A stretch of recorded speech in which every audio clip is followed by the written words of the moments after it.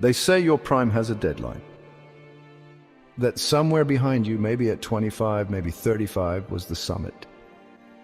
And everything since then, a slow, invisible descent. A gradual fading of relevance. A quiet closing of doors. But that's a lie. Statistically, people report the lowest life satisfaction in their mid-40s and the highest after 60. The most successful entrepreneurs, on average, they launch their biggest ideas at 45. Emotional stability. It doesn't peak in your 20s.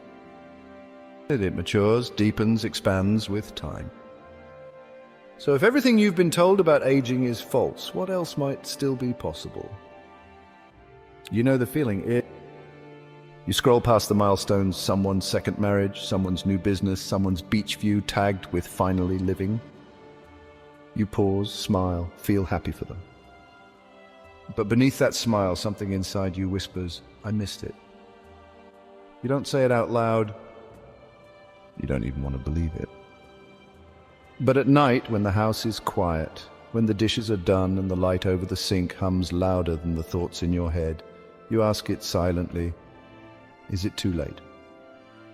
What if the answer was no? What if this isn't the aftermath? What if this is your beginning? There's a story about the Moso bamboo. When you plant it, nothing happens. Not for a season, not for a year, not even for 5. Every day you water a bare patch of earth. Neighbors think you're deluded. But what they can't see is that beneath the surface, a network of roots is expanding wide and deep. And then, almost overnight, in its 5th year, it grows over 90 feet in 6 weeks. What looked like stillness was preparation. What felt like stagnation was rooting. Maybe that's been you.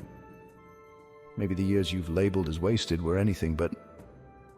Maybe they were the groundwork, the blueprint, the pressure that forged your unseen foundation. You aren't late, you're loaded. You're standing on the edge of everything you still haven't lived, and the only thing between you and the story that was always meant for you is a question. What if your best years aren't gone? What if they're right here, quietly waiting for you to stop running and start remembering? Because the truth, you haven't missed your moment, you've just arrived.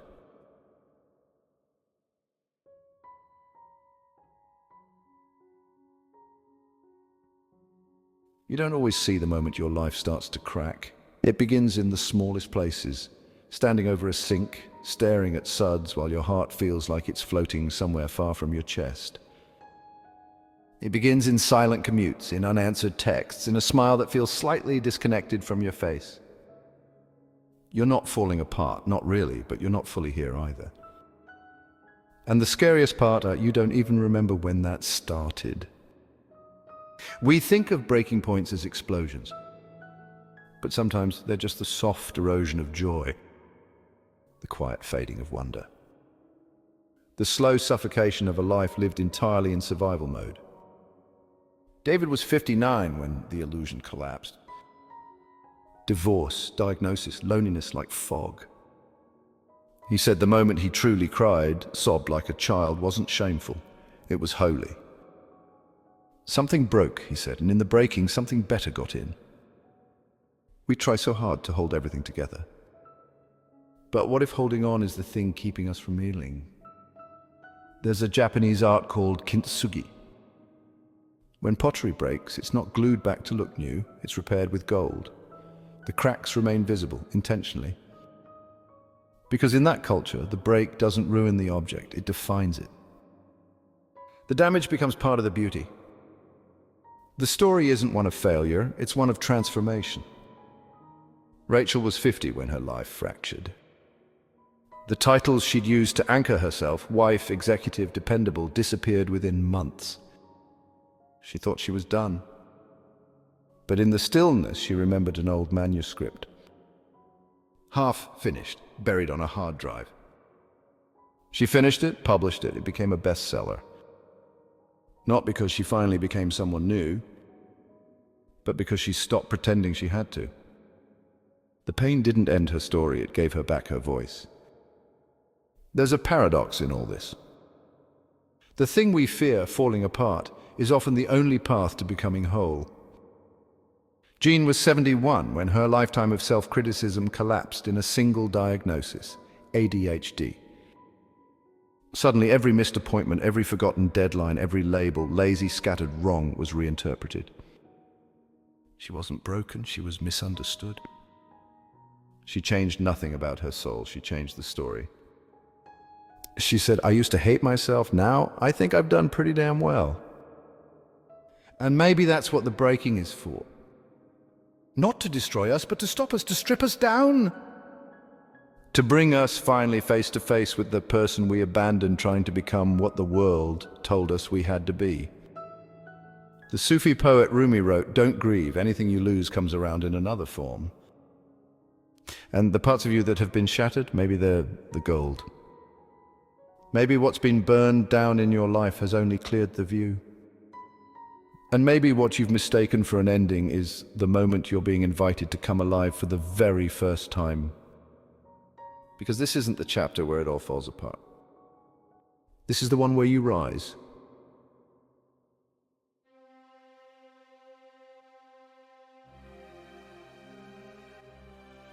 Not every storm announces itself. Sometimes it's not thunder that breaks you, it's the moment you realize you've been walking in the wrong direction for years, and you're just too tired to keep pretending. That's the fire, the one that doesn't burn your house down, but burns your identity down, the one that forces you to let go of the version of yourself that was never real. The one that doesn't come to destroy, but to reveal. It's an old line. When the ego we built around us starts to collapse, the soul gets louder. You start asking questions you used to silence. Why am I still in this job? Why does my life look fine, but feel hollow? What if I gave myself permission to want something more? Rachel lost everything that once made her feel like she mattered. Career, marriage, a sense of control. And for weeks she sat in the debris of her old life, not knowing what would come next. Until one day she opened a file she'd abandoned 10 years ago. A manuscript, a voice she'd buried. She finished it. She published it. It became a bestseller. She didn't reinvent herself. She recovered herself. What if your fire isn't a punishment, but a path? There's a reason rebirth always begins in the dark. In the myth of the phoenix, the bird doesn't rise before it burns. It rises because it burns, and it rises from its own ashes, not in spite of the destruction, but through it. Maybe the thing you think has ruined your life is the very thing trying to hand it back to you. David's breakdown came at 59, and it didn't look noble or cinematic. It looked like sobbing in silence. It looked like admitting, "I can't keep doing this." But in that collapse came something precious: honesty, the beginning of an unedited life. He didn't need to build something new, he needed to stop holding together something false. That's the paradox. What looks like falling apart is often falling free. We're taught to fear the breaking, to hold it all in, to keep moving. But maybe breaking is the moment the light gets in. Maybe the pieces aren't scattered, maybe they're sacred.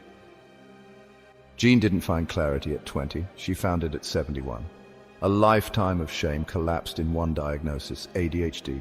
The story changed, not because she changed, but because she finally understood. And in that understanding, she forgave the girl she'd been, the woman she became. She didn't need a new life, she needed a new lens.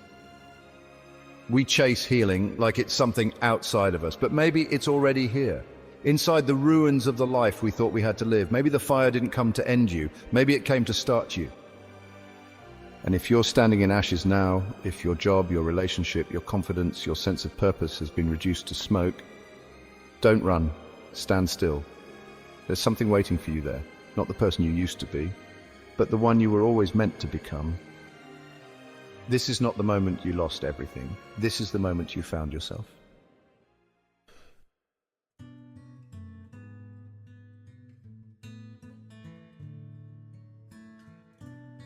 We stop trying long before we're finished. At some point, the rejections pile up, the dreams stall, the years pass. And slowly, we stop knocking on the doors we once believed were ours. We don't call it giving up. We call it being realistic. But what if the door you thought was closed was never locked? Toyo Shibata gave up dancing at 92. Her back couldn't carry the rhythm anymore. but her spirit still wanted to move. So she picked up a pen. She'd never written poetry before. By 99, she had sold over 1 million copies of her debut book. One of her poems says, "Although 98, I still fall in love. I do have dreams." One is riding on a cloud. What if the story you thought ended is still unfolding? There's a Taoist proverb, "The muddy water clears when left still." Maybe you've mistaken stillness for stagnation. Maybe you've been waiting for permission when all you needed was to listen. We wait for signs, we wait for clarity. We wait for someone to say now is the right time.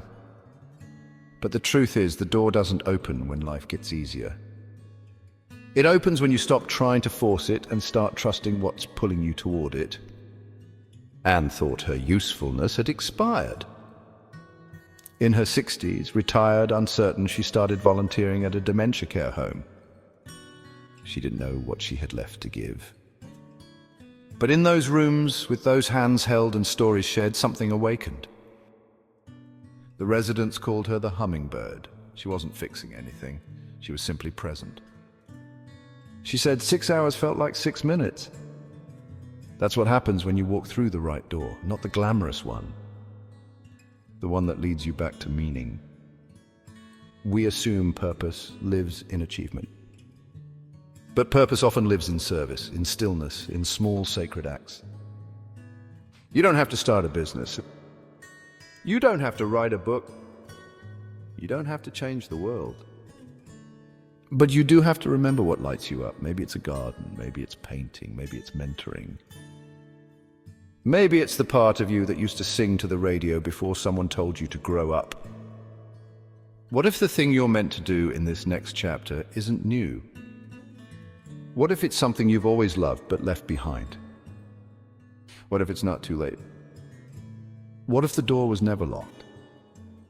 It was just waiting for you to try again, and when you do, you'll find it still opens. And what's waiting on the other side isn't just the life you wanted.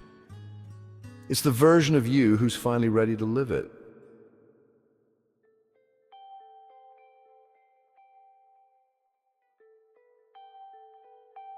You've already lived one life.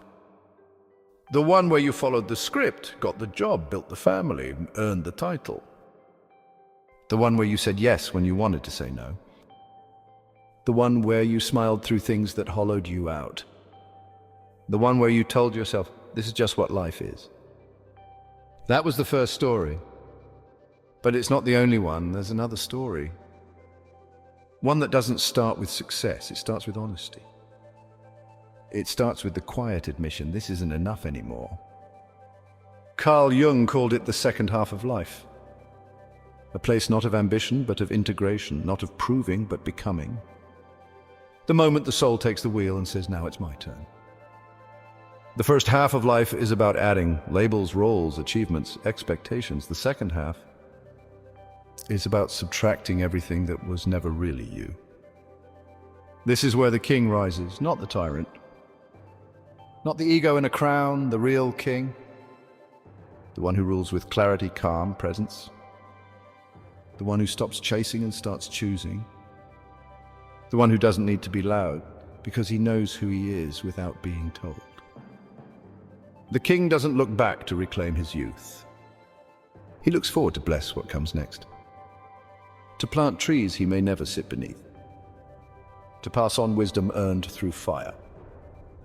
To become the person his younger self needed and the lover. He didn't die in your 20s, he's been sleeping, waiting. Waiting for the noise to die down. Waiting for the space to feel again, to see beauty again. To fall in love, not with someone else, but with being alive. This is what the second journey offers you, not a restart, a reclamation. You don't have to find a new mountain. You just have to realize you were climbing someone else's all along. Now you get to ask, what matters to me? What kind of morning do I want to wake up to? What kind of life do I want to quietly enjoy with no applause, no audience, just peace? This isn't reinvention, this is resurrection. And you don't need to be fearless. You just need to be finished with pretending. The philosopher James Hollis once wrote, "We are not here to fit in. We are here to become who we are." That becoming doesn't require youth, it requires courage. It requires listening to the whisper that says there's more. It requires letting go of the life you planned so you can finally receive the one that's been waiting. And if you're hearing this now, that second life is knocking, not with a bang, but with a question. Are you ready?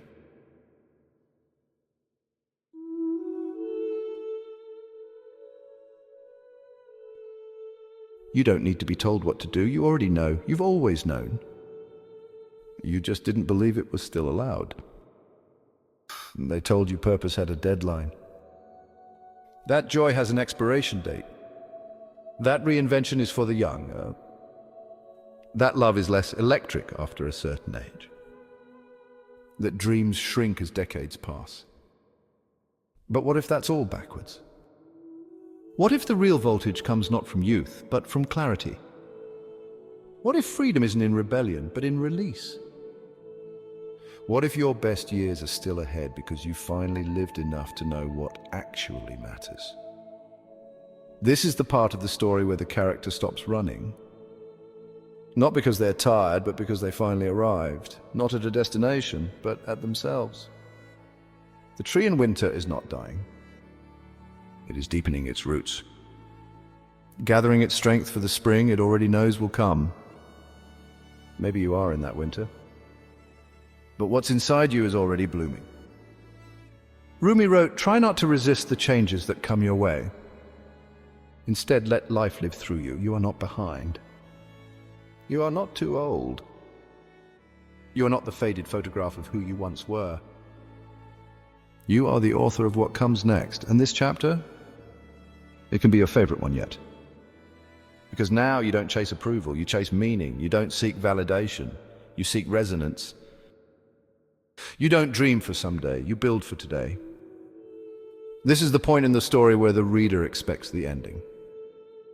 But you turn the page. You pick up the brush. You say yes to the invitation that's been waiting inside you for years. You don't need anyone's permission. But here it is anyway. You're allowed to begin again. You're allowed to want something new. You're allowed to bloom late. You're allowed to change everything. If this spoke to something deep in you, share it with someone who needs to remember what they still carry. And if you've ever whispered, it's too late for me, write this in the comments right now. I'm just getting started, because you are. And the life you were meant to live, it's still waiting.